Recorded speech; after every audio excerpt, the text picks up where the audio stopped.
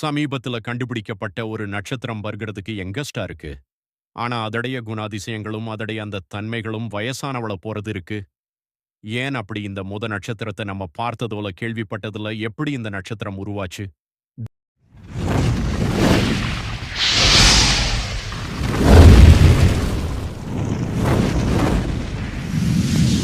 European space agency ஈசாவால 2013 launch பண்ணப்பட்ட ஒரு மிக பிரம்மாண்டமான டெலஸ்கோப் தான் காயா. நம்ம ஸ்பேஸ்க்கு அனுப்புனதுலயே ஹையஸ்ட் பிக்சல்ஸ் கொண்டிருக்க ஒரு கேமரா சிஸ்டம் வச்சிருக்க இந்த காயாவை உண்மையிலேயே நம்ம லான்ச் பண்ணதுக்கான காரணம், நம்ம மில்கி வே சுத்தி இருக்கக்கூடிய எல்லா நட்சத்திரங்களுமே ட்ராக் பண்ணதான். இந்த நட்சத்திரங்கள் நம்ம மில்கி வே சுத்தி எங்கெங்க இருக்கு? எத்தன நட்சத்திரங்கள் இருக்கு? இந்த நட்சத்திரங்களோட வயசு என்ன? எப்ப சூப்பர் நோவாவ வெடிக்கும்? எவ்வளவு தூரத்துல இருக்குன்னு சொல்லி இது எல்லாத்தையுமே துல்லியமா நோட் பண்ணி, ஒரு ஸ்டார் மேப்ப உருவாக்குறது தான் இந்த காயாவோட வேலையா அமைஞ்சிருக்கு. கடந்த 10 வருஷத்துல மட்டுமே 200 கோடி நட்சத்திரங்களா அது வந்து ஸ்கேன் பண்ணியிருக்காங்க. எவ்வளவு தூரத்துல இருக்கு எல்லாத்தையுமே பக்காவா கால்குலேட் பண்ணி நம்ம மில்கி வேவோட உண்மையான ஸ்ட்ரக்சர் எப்படி இருக்கலாம்ங்கிற மொத்த டீடைல்ஸுமே கொட்டி குடுத்துச்சு. மில்கி வே பால்வெளி பேரடையோட அந்த ஸ்பைரல் ஆரம்ஸ். மில்கி வேடோட அந்த ஸ்ட்ரக்சர் கொஞ்சம் வளர்ந்து இருக்குது. மில்கி வேவ சுத்தி இருக்கக்கூடிய குட்டி குட்டி கேலக்சிஸ் ஒன்னொன்னா அப்பப்ப வந்து மெர்ஜ் ஆயிட்டு இருக்கு. அண்ட் மிக முக்கியமா சிவா ஆண்டு சக்தின்னு சொல்லி மில்கி வேவ சுத்தி இருக்கக்கூடிய அந்த மத்த நட்சத்திர துகள்கள்னு சொல்லி இது எல்லாத்தையுமே நம்ம கிட்ட அள்ளி கொடுக்கறதையுமே தாண்டி 3 முக்கியமான பிளாக் ஹோல் பத்தின டீடைல்ஸுமே கொடுத்துட்டு போச்சுங்க. GS1, S2, ALGS3. GS1 black hole நம்ம பூமியிலிருந்து 1500 ஒளிண்டுகள் தெளி இருக்கு. நம்ம பூமிக்கு பக்கத்துல இருக்கிற ஒரு பிளாக் ஹோலா இதை தான் கன்சிடர் பண்றாங்க. GS2 ரொம்பவே டார்மண்டான ஒரு பிளாக் ஹோல். அதாவது இந்த பிளாக் ஹோல் இங்க தான் இருக்குங்கிறதே நம்மளால நோட் பண்ண முடியல. வழக்கமா பிளாக் ஹோல் ஆக்டிவா இருக்கும். உள்ள இருந்து இயக்கப்பட்ட காமா அண்ட் எக்ஸ்ரேஸ் வெளிப்படப்படும்.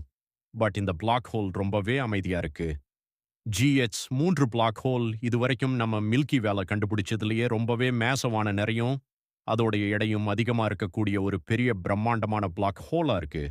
இந்த கருந்துளைகள பத்தி தெளிவா கண்டுபிடிச்சு குடுக்கறதுமே தாண்டி, அந்த கருந்துளைகள சுத்தி வரக்கூடிய நட்சத்திரங்கள பத்தின டீடைல்ஸ் குடுத்துட்டு போச்சு. அதுல முக்கியமான ஒரு நட்சத்திரம் தாஞ்சி.22 அந்த கருந்துளிய சுத்தி வரக்கூடிய ரெட் ஜெயண்ட் ஒரு மிக பிரம்மாண்டமான சிவப்பு நட்சத்திரம். அந்த நட்சத்திரம் வெளிப்படுத்தக்கூடிய அந்த தன்மை இதுவரைக்கும் நம்ம எந்த நட்சத்திரங்களையுமே பார்க்காத மாதிரி அமைஞ்சிருக்கு. அண்ட் ஆல்சோ அந்த நட்சத்திரத்த ஆராய்ச்சி பண்றதுக்கு பொது ஒரு டெக்னிக்கே கண்டுபிடிச்சிருக்காங்கன்னா யோசிச்சு பாருங்க. காயாபா 2 நம்ம பூமியிலிருந்து 3800 ஒளியாண்டுகள் தள்ளி இருக்கு. இது கான்ஸ்டலேஷன் சென்டாரஸ்ல இருக்கு. காஸ்மிக் டெர்ம்னு பார்க்கும்போது ஆல்மோஸ்ட் நம்ம பூமிக்கு பக்கத்துல தான் இருக்குன்னு சொல்லலாம். இது ஒரு பெரிய பிளாக் ஹோல் தான். ஆரம்பத்துல இந்த டார்க் கம்பேனியன்னு சொல்லி பார்த்தீங்கன்னா நோட் பண்ணி வச்சிருந்தாங்க. அதாவது இது பாசிபிலி ஒரு பெரிய நட்சத்திரமா கூட இருந்திருக்கலாம்னு நெனச்சாங்க. பட் அதோட இந்த கேரக்டரிஸ்டிக் எல்லாம் வச்சு பார்க்கும்போது கண்டிப்பா ஒரு பெரிய பிளாக் ஹோல்ல தான் இருக்கணும்னு சொல்லி கன்ஃபார்ம் பண்றாங்க. ஆனா ஆச்சரியம் என்னன்னு கேட்டீங்கன்னா, இதிலிருந்து எந்த ஒரு விதமான எமிட்டட் ட்ரேஸ் வரல. சோ விச் மீன்ஸ் இது ரொம்பவே டார்மன்ட்டா, அதாவது சும்மா இருக்கக்கூடிய ஒரு பிளாக் ஹோலா மாறப்பட்டிருக்கு. வழக்கமா இருக்கிற பிளாக் ஹோல் அத சுத்தி ஒரு அக்ரேஷன் டிஸ்க உருவாக்கி சுத்தி இருக்கிறது. எல்லாத்தையுமே தனக்குள்ள கன்சியூம் பண்ணி எக்ஸ்ரீஸ் காமா ரீசஸ்ன்னு சொல்லி வெளிய விட்டு ரொம்பவே ஆக்டிவா இருக்கும். ஆனா இந்த பிளாக் ஹோலால விடுங்களா அப்படின்னு சொல்லி சோம்பேறித்தனமா அமைதியா எதுவுமே சாப்பிடாம அக்ரேஷன் டிஸ்கே பில்ட் பண்ணாம ஒரு சாதாரண அமைதான பிளாக் ஹோலா இருக்கு. எக்ஸ்ரே, ரேடியோ மிஷன் சொல்லி எதையுமே அது வெளிக்காட்டல. சோ அப்ப எப்படி அத கண்டுபிடிச்சான்னு கேட்டீங்கன்னா, அத சுத்தி வரக்கூடிய அந்த நட்சத்திரத்த வச்சு தான். நம்ம சூரியனோட ஈக்குவலான எடை இருந்தாலும், நம்ம சூரியன காட்டிலும் 7 மடங்கு பெரிய ஒரு ரெட் ஜெயண்ட் நட்சத்திரமா, இது அந்த கருந்துளிய ஒரு காமன் பாயிண்ட்ல சுத்தி வந்துட்டே இருக்கு. அதாவது அந்த கருந்துளையும், இந்த நட்சத்திரமும் ஒரு காமன் பாயிண்ட் ஸ்பேஸ்ல போல வந்துட்டு இருக்காங்க. அதிக வெளிச்சம்லாம் கிடையாது. இதோடைய சர்பேஸ் டெம்பரேச்சர் நம்ம சூரியனோட கம்மி தான்.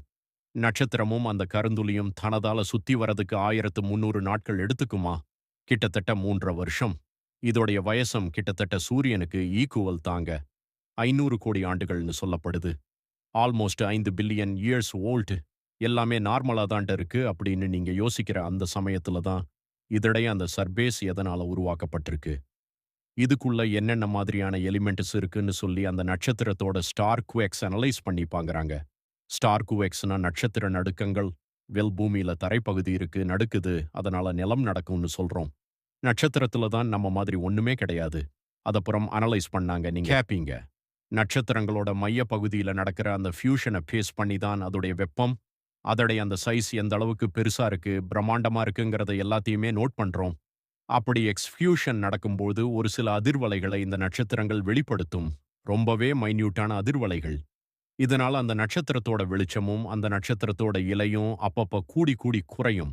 அந்த மெல்லிய வெளிச்ச மாற்றங்கள் அந்த நட்சத்திரங்களுக்குள்ள இருக்கக்கூடிய எலிமெண்ட்ஸ் பத்தின டீட்டெயில்ஸும் குடுக்கும். நம்ம நட்சத்திரத்துல பார்த்தீங்கன்னா, ஹைட்ரஜன், ஹீலியம் தான் அதிகமா இருக்கு.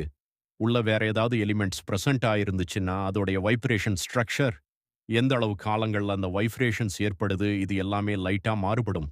இந்த மெல்லிய மாற்றங்களை சில நம்ம முக்கியமான எக்மெண்ட்ஸ வச்சு அனலைஸ் பண்ணி பார்த்தா, அந்த நட்சத்திரத்தோட வயசும், அந்த நட்சத்திரம் எந்த எலிமெண்ட்ஸால உருவாக்கப்பட்டிருக்கு, இந்த டீட்டெயில்ஸும் நம்ம கிட்ட கிடைக்கும். இது ஆஸ்ட்ரோசெமாலஜின்னு சொல்லுவாங்க. நம்ம பூமியில இருக்கக்கூடிய ஈசாவோட அந்த காயா இந்த மாதிரியான சாட்டிலைட்ஸ், இந்த குட்டி மாற்றங்களை அனலைஸ் பண்றதுக்காகவே உருவாக்கப்பட்டது. அந்த வகையில இந்த நட்சத்திரத்தோட மேல்புற அந்த வைப்ரேஷன்ஸ் ஸ்டார்க்ஸ் அனலைஸ் பண்ணி பார்க்கும்போது, இதுடைய வயசு என்னமோ 5 கோடி வருஷங்களா தான் இருக்கு.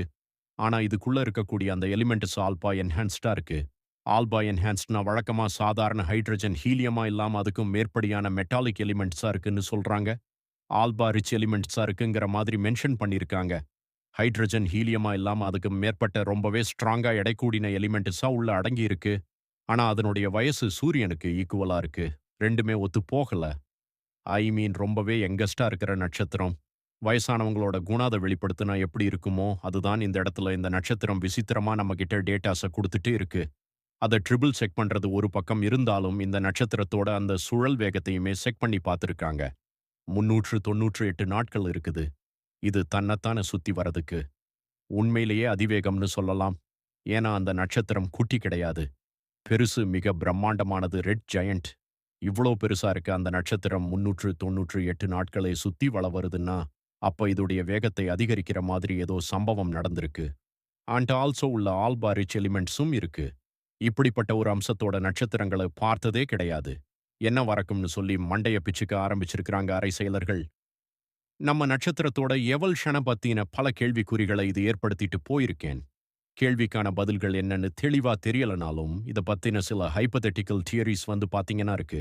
முக்கியமா இந்த நட்சத்திரம் ஒரு கருந்துளைக்கு பக்கத்துல வலம் வந்துட்டு இருக்குல்ல, அந்த கருந்துளை இப்போதைக்கு அமைதியா இருக்கு. டார்மென்ட்டா இருக்கு.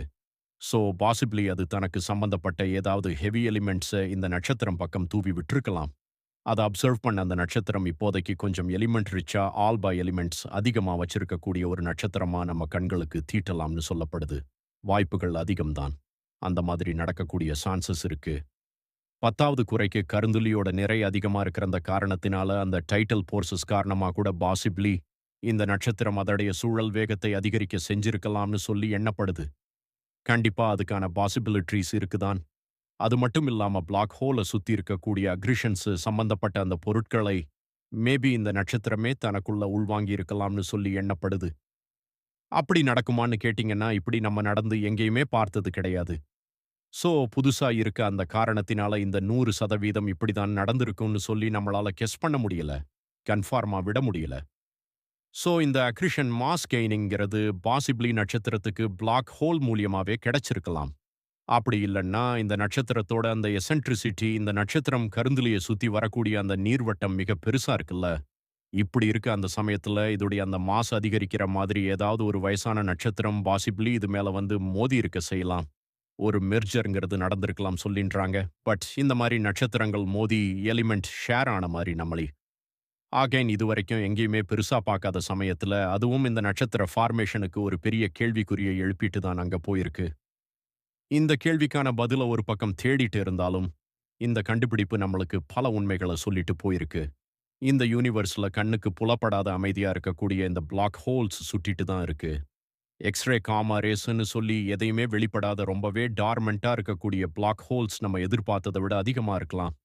நம்ம இதுவரைக்கும் எது சரின்னு நெனைச்சோமோ, அத விட கம்ப்ளீட்டா ஆப்போசிட்டான ஒரு நட்சத்திரத்த உருவாக்கமும் அமைய செய்யலாம். ஆல்பா எலிமெண்ட்ஸ உள்ளடக்கிய பிரம்மாண்ட நட்சத்திரங்கள் இந்த அண்டத்துல பல இடங்கள சுத்திட்டு இருக்கலாம். நம்ம தான் கண்டுபிடிக்காம இருக்கோம் போல. நம்மகிட்ட இருக்கக்கூடிய அந்த டெக்னாலஜி யூஸ் பண்ணி நட்சத்திரங்களோட அந்த பாஸ்ட் நம்ம இதுவரைக்கும் கண்டுபிடிக்காத, நம்ம யோசிச்சும் பார்க்காத ஒரு பாஸ்ட்ட வந்து பார்த்தீங்கன்னா, ஆஸ்ட்ரோசைமாலஜி யூஸ் பண்ணி தெளிவாவும், துல்லியமாவும் கண்டுபிடிக்க முடியும்ங்கிறத ப்ரூவ் பண்ணியிருக்கோம். அண்ட் இத எல்லாத்தையுமே தாண்டி ஒரு நட்சத்திரத்த தான் கிரகங்கள் சுத்தி வலம் வரும். ஆனா, இங்க ஒரு நட்சத்திரமே கருந்துல சுத்தி வலம் வர மாதிரி black holes and star binaries இந்த யூனிவர்ஸ்ல அதிகமா இருக்குங்கிறதையுமே ப்ரூவ் பண்ணிட்டு போயிருக்கு. இது எல்லாத்தையுமே கண்டுபிடிச்ச காயா டெலஸ்கோப் இப்போதைக்கு ஆக்டிவா இல்லைங்க. 2025 மார்ச் மாசமே அத ஷட் டவுன் பண்ணிட்டாங்க. காரணம் ஒரிஜினலா பார்க்கும் பொழுது வெறும் 5 வருஷம் இயந்திரமா தான் இந்த டெலஸ்கோப்ப உருவாக்கி இருக்காங்க. ஆனா எதிர்பார்த்ததையுமே தாண்டி 10 வருஷங்கள் தெளிவா உடைச்சு பல உண்மைகள் நம்மகிட்ட சொல்லிட்டு போயிருக்கு. 200 கோடி நட்சத்திரங்கள பேஸ் பண்ண ஒரு ஸ்டார் மேப்பையுமே உருவாக்கி இருக்கலாம், யோசிச்சு பாருங்க. நம்ம புரிதலை ஒவ்வொரு புது கண்டுபிடிப்பும் உடைச்சுக்கிட்டே இருக்கு. நம்ம எதிர்பார்க்காத விதவிதமான நட்சத்திர உருவாக்கங்கள் நமக்கு ஆச்சரியத்தையும் ஒரு விதமான பயத்தையும் கொடுக்கதாங்க செய்யுது. எனும் எத்தனை மர்மங்கள் இந்த ஆண்டவன் ஒளிச்சு வச்சிருக்குன்னு தொடர்ந்து தேடிக்கிட்டே இருப்போம்.